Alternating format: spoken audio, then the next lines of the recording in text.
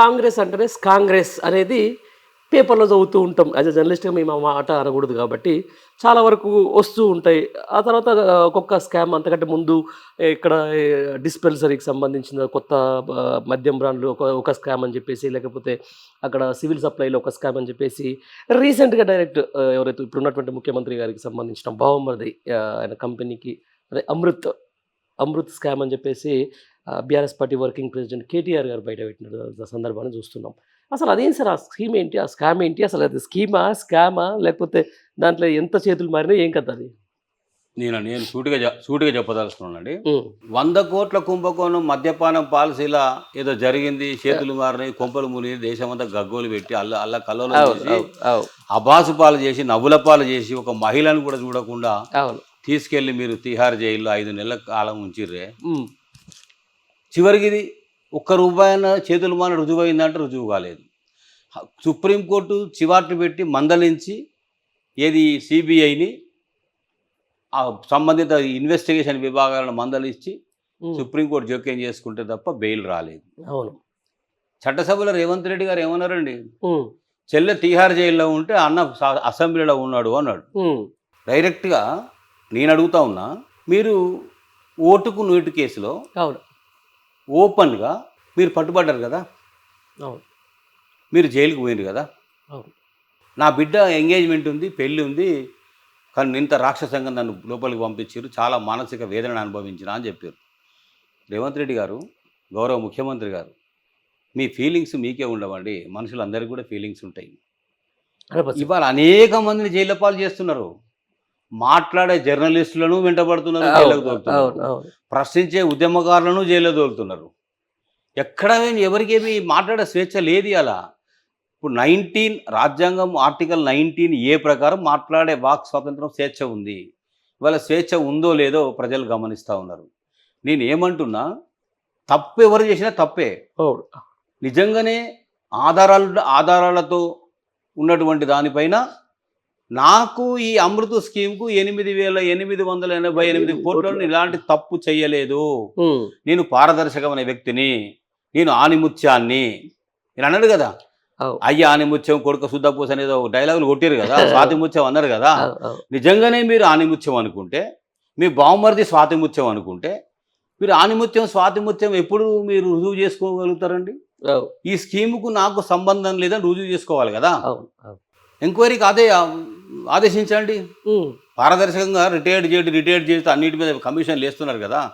మరి ఎవరితో చేపిస్తారో, sitting జడ్జితో చేపిస్తారా, retired జడ్జితో చేపిస్తారా, లేదా ఇంకా గొప్పతనం ఇంకా బయటికి రావాలంటే సిబిఐ ఎంక్వైరీని ఆదేశించండి.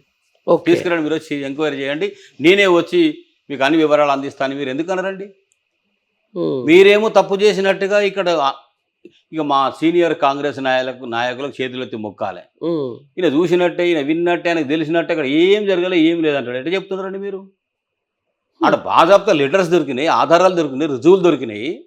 ఒక రుజువులు ఉంటేనే తప్ప ఒక సిట్టింగ్ ఎమ్మెల్యే, ఎక్స్ మంత్రి, టీఆర్ఎస్ ఒక ప్రధాన ప్రతిపక్ష నాయకుడు అంత అవును. ఓపెన్గా ఆరోపణ చెయ్యరు. చెయ్యడు కదా. ఒకవేళ చేసిండు అతను తప్పే అనుకుంటే, నిరాధారమైన ఆరోపణలు అని చెప్పారు, మీరెందుకు సీరియస్గా ముందుకు పోరు? అవును. అప్పుడు ఆ రుజువులు ఏదో బయటకు వస్తాయి కదా. నేనేమంటున్నా, ఇదే సూదిని సృజన్ రెడ్డి మద్యపానం కేసులో కూడా ఉన్నాడు. హుహు. ఆ టీంలో ఆయన కూడా ఉన్నాడు. మరి ఆ కేసు ఏమైందో మాకు అర్థం కావట్లే. ఒక ఇద్దరు ముగ్గురు పొలిటికల్ టార్గెట్ల బలైనోళ్ళే బలిపశువులుగా మిగిలిపోయారు తప్ప ఏం లేదు. తెలంగాణ ప్రజలకు కూడా నేను దండం పెట్టి చెప్తున్నా. చాలామంది నన్ను అడిగినారు, ఒక మేధావిగా, ఒక ఉపాధ్యాయుడిగా, హ్మ్. సార్ భలే చెప్తా ఊకో సార్, ఒక మహిళ ఇవన్నీ మద్యపానాలకు పోతా సార్ హ్మ్. అంటే, ఏ రాష్ట్ర ప్రభుత్వానికైనా ఆ రాష్ట్రంలో తయారైనటువంటి డిస్టిలరీస్ కంపెనీ ఇచ్చినటువంటి మెటీరియల్, ఆ మద్యం ఏదైతే ఉన్నదో ఆ మద్యమాన్ని అవుట్లెట్స్ పెట్టాలన్నా, ఎవరికి ఇవ్వాలి, ఎట్లు ఇవ్వాలి, డీలర్స్ అవుట్లెట్ షాప్స్కి ఇవ్వాలన్నా, డైరెక్ట్ ఇవ్వాలన్నా, గవర్నమెంటే అమ్మాలన్నా. జగన్మోహన్ రెడ్డి ఏపీలో డైరెక్ట్ గవర్నమెంట్ అమ్మింది. అవును. ఇక్కడ మన దగ్గర టెండర్స్ వేసి ప్రైవేట్ వాళ్ళకి ఇస్తున్నాం. అవును. ఆ పాలసీ డిసైడ్ చేసుకునే స్వేచ్ఛ రాష్ట్ర ప్రభుత్వానికి ఉంటుంది నాకు తెలిసి. ఓకే. ఆ పాలసీ డిసైడ్ అయ్యే దాంట్లో మాకేమైనా అవకాశం ఉంటుందా, ఏది సేల్ అవుట్ చేసుకోవడానికి హ్మ్. హ్మ్. అనే దాంట్లో పోయి ఉండొచ్చు కాక. నేనేమి కవితనేమి సమర్థించడం లేదు, ఆమెనేమి వెనుకేసుకు రావడం లేదు. ఓకే. అంత మాత్రాన మహిళ పోతుందా ఇళ్లకు? హ్మ్. నేనంటున్నా, ఒక రాష్ట్ర ముఖ్యమంత్రి అయినటువంటి వ్యక్తి ఆదిలోని హంసపాద ఎదురైనట్టు నిన్నగాక మొన్న మీ ప్రభుత్వం ఏర్పడ్డ దాంట్లో అప్పుడే మీరు ఈ కుంభకోణాలకు తెరదీసి ముందుకెళ్ళి ఈ నవ్వుల పాలవుతున్నట్టుగా ఆ బురద అంటించుకొని మళ్ళీ కడుక్కోవడానికి తిప్పలు పడి అనేక మంది మంత్రులతో మాట్లాడించి ఇదంతా ఎందుకు రేవంత్ రెడ్డి గారు? మీరు ఎన్నడూ ఉద్యమం చేయకపోయినా ఉద్యమకారులే. అందరికి లేనటువంటి తెలివితేటలు గొప్పగా ఉన్నాయని మీకు మీరుగా అనుకుంటారు. ఈ మధ్యలో మొన్న ఒక మంచి మాట మాట్లాడాను, నాకు భలే నచ్చింది అది.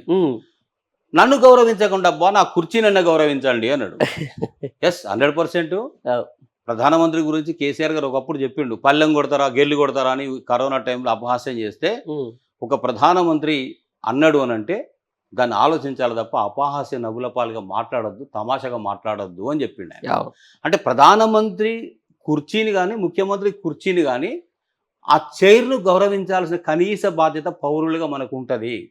ఓకే. కానీ ముఖ్యమంత్రి రేవంత్ రెడ్డి గారు కూడా దయచేసి ఏం తెలుసుకోవాలంటే, ఇవాళ నేను ప్రతిపక్ష నాయకుని కాదు, పిసిసి అధ్యక్షుని కాదు, ప్రజల మనోభావాలను భావోద్వేగాలు రెచ్చగొట్టే పాత్రలో నేను లేను.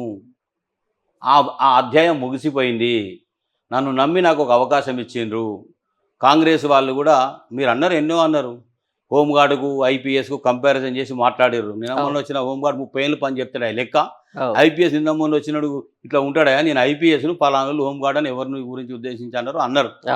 సరే మీరు ఐపీఎస్ అనుకున్నారో, తెలివికల్ల వాళ్ళు అనుకున్నారో, సమర్థులు అనుకున్నారో, అందరికంటే 4 అబద్ధాలు అందంగా చెప్తావు అనుకున్నారో, ఏమనుకున్నారో కానీ మీకు మొత్తం మీద ఒక ముఖ్యమంత్రి అవకాశం దక్కడం అనేది నా దృష్టిలో గొప్ప అదృష్టం. నేనేమంటున్నా, భావోద్వేగాలు రెచ్చగొట్టే పాత్రలో మీరు లేరు. మీరు ప్రజల బాగోగులను చూసి ప్రజల జీవన స్థితిగతులను మెరుగుపరిచే దాంట్లో భాగంగానే ఇలా రాష్ట్ర ముఖ్యమంత్రి గారు ఉండాలని నేను కోరుకుంటా ఉన్నా. అట్లాంటప్పుడు ఓపెన్గా పారదర్శకంగా ముందుకెళ్ళండి. ఇవాళ మీరు మీ బ్రదర్స్ మీద, అన్నదమ్ముల మీద ఎందుకు వస్తున్నాయండి ఇన్ని ఆరోపణలు? నేను అనడం లేదు, పొద్దున్న లేసి చెవులు మూసుకోవాల్సి వస్తుంది. తిరుపతి రెడ్డి గారి గురించి చెప్తారు, కొండల రెడ్డి గారి గురించి చెప్తారు, జగదీశ్వర రెడ్డి గారి గురించి చెప్తారు, ఇంకా వేరే అన్నదమ్ముల గురించి చెప్తారు. ఎందుకండి అన్నారు కదా మీరు, మేము కూడా తప్పు పట్టినాం. అప్పుడు కుటుంబ సభ్యులను హరీష్ రావు గారు, కేటీఆర్ గారు, కవిత, కేసీఆర్ వీళ్ళే ఉన్నారా? ఎవరికి ఉద్యోగాలు దొరికారు? 4 ఉద్యోగాలు దొరికినాయి. అందరూ మాట్లాడి రారు, నిజమేనము, మరి కరెక్టే కదా, కనబడుతుంది కదా అని నేను అనుకున్నా. అక్కడ ఒక పాయింట్ కూడా మిస్ అయినాం. వాళ్ళందరూ ఉద్యమాలు చేసి కొట్లాడి పోరాడి ఊరికే తీసుకొచ్చి అది మెడలు వేసుకోలే పదవి. ప్రజలు ఇచ్చిన పదవుల్లో పోరాడి ఉద్యమాలు చేసి వచ్చినటువంటి వాళ్ళు. మరి ఇక రాజ్యాంగపరమైనటువంటి పదవులు లేవు మీ అన్నదమ్ములకు. రాజ్యాంగపరమైన అవకాశంలో వచ్చి కూర్చొని మాట్లాడి జోక్యం చేసుకునే అవకాశం కూడా లేదు. నేరుగా ఇన్వాల్వ్ అవుతా ఉన్నారు, అనేక సమావేశాలు, అనేక కార్యక్రమాల్లో ఇన్వాల్వ్ అవుతా ఉన్నారు, ఒక సూడో ముఖ్యమంత్రులుగా కొనసాగుతూ ఉన్నారని తెలంగాణ రాష్ట్ర ప్రభుత్వం కోడై కూస్తుంది కదా. మరి అలాంటి దానికి అవకాశం ఎందుకు ఇస్తున్నారు రేవంత్ రెడ్డి గారు? మీరు చెప్పిన మాట కుటుంబ సభ్యుల అవకాశాలని చెప్పితే ఏదైతే మాట ఉందో మరి ఆ మాట ఇలా వినబడొద్దు అని అంటే వాళ్ళని జోక్యం చేసుకోకుండా దూరంగా పెట్టి మీరేందో, మీరు చెప్పిన మాట ఏందో, మీరు ఇచ్చిన వాగ్దానాలు ఏందో, మీరు ఇచ్చిన మేనిఫెస్టో ఏందో, మీ డిక్లరేషన్స్ ఏందో ముందుకు తీసుకెళ్లాల్సిన అవసరం ఉంది. ఇలా అమృత్ స్కీమ్ కూడా ఒక ఆరోపణ ధాటిగా బలంగా ముందుకు వస్తున్న సమయంలో దాన్ని ఎదుర్కోవడానికి ప్రెస్ మీట్లు పెట్టి సమాధానం చెప్పించడం కాదు. మీరు ఒక ఎంక్వైరీ విచారణ ఆదేశించండి. మీరు నిజంగానే ఆనిముత్యం అవుతారు కదా, మీ బావమరిది స్వాతిముత్యం అవుతాడు కదా, మరి ఆ పని ఎందుకు చేయకూడదు? చేయాలని కోరుకుంటా ఉన్నాను నేను.